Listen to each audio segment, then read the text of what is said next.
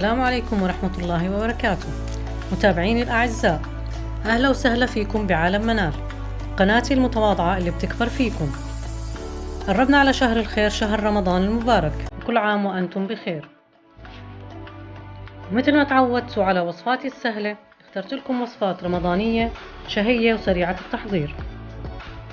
وبما إنه الشوربات من الأطباق الأساسية اللي موجودة معنا على سفرتنا برمضان، رح نعمل اليوم نوعين من الشوربات. قبل ما نبلش لا تنسوني من اللايك والشير والسبسكرايب وتفعيل الجرس والكومنتات.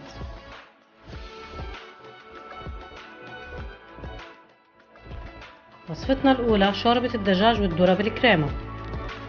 المقادير: صدر دجاج مقطع قطع صغيرة، بصلة متوسطة مفرومة، بنحتاج لكوب كريمة أو كوب حليب، كوب ذرة، 3 معالق طحين، عنا شوية زيت قلي، الملح والفلفل حسب الرغبة، وسنين توم مفروم.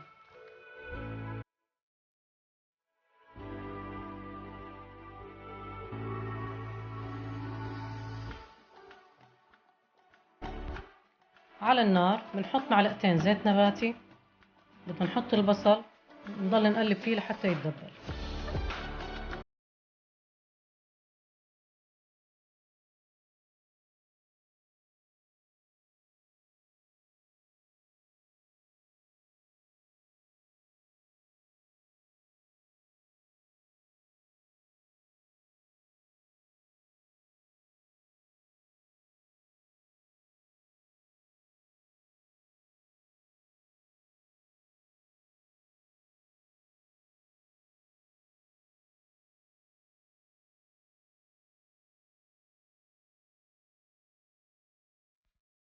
هيك دبلنا البصل، بنضيف الدجاج ونضل نقلب فيه لحتى تتنشف ميته.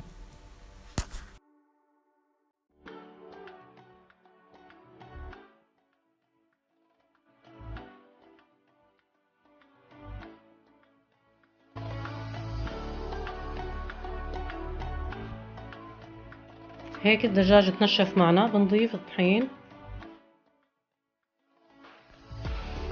نضيف رشة فلفل، رشة الملح طبعا حسب حاجتكم، وبنقلب.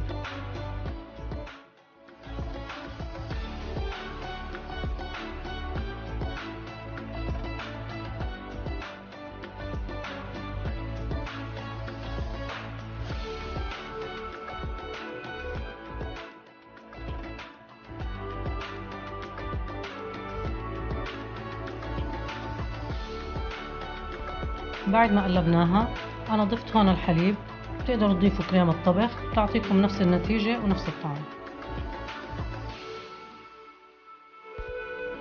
هلأ بنضيف الذرة،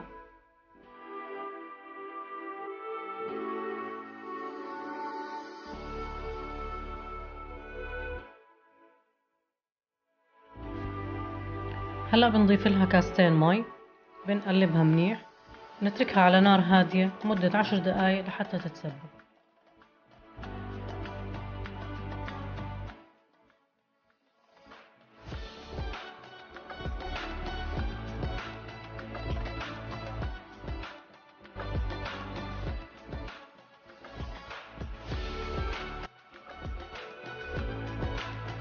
بعد 10 دقايق شوربة الدجاج والذرة بالكريمة صارت جاهزة، وهذا القوام المطلوب.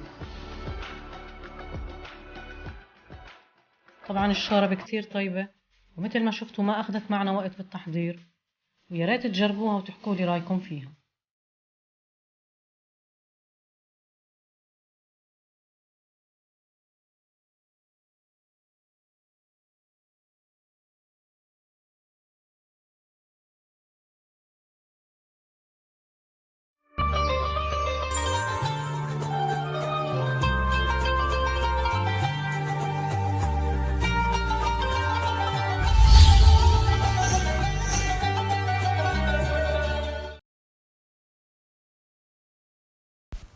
وصفتنا الثانية شوربة الشوفان.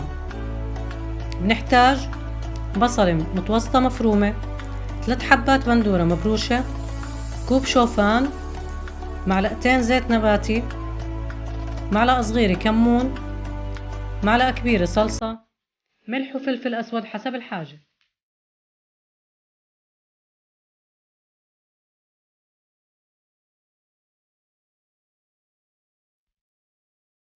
بنضيف كاسة مي على الشوفان وبنتركه منقوع لمدة 5 دقايق.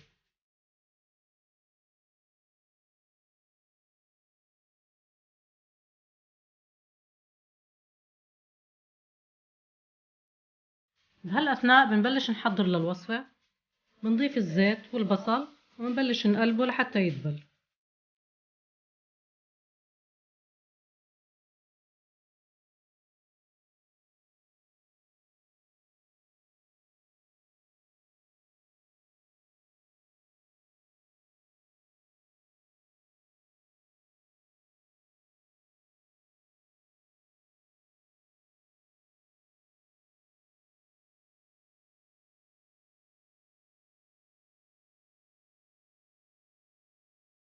بعد ما دبلنا البصل بنضيف البندورة وبنقلب.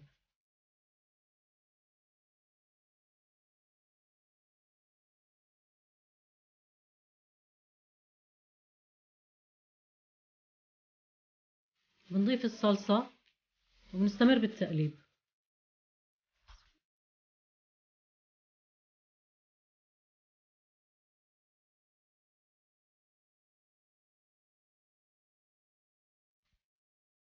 بنضيف الملح والفلفل والكمون، بنقلبهم.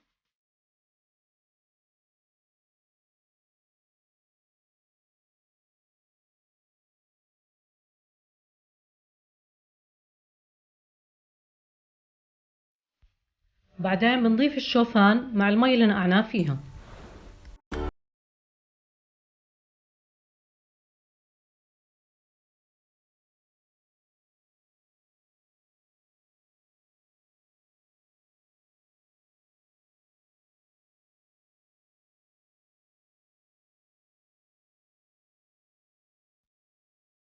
حركناها وضفنا لها كاستين مي.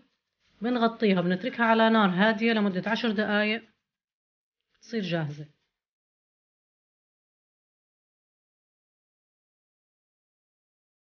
شوربة الشوفان صارت جاهزة، قوامها تقيل وكتير زاكية ومغذية وصحتين وعوافي.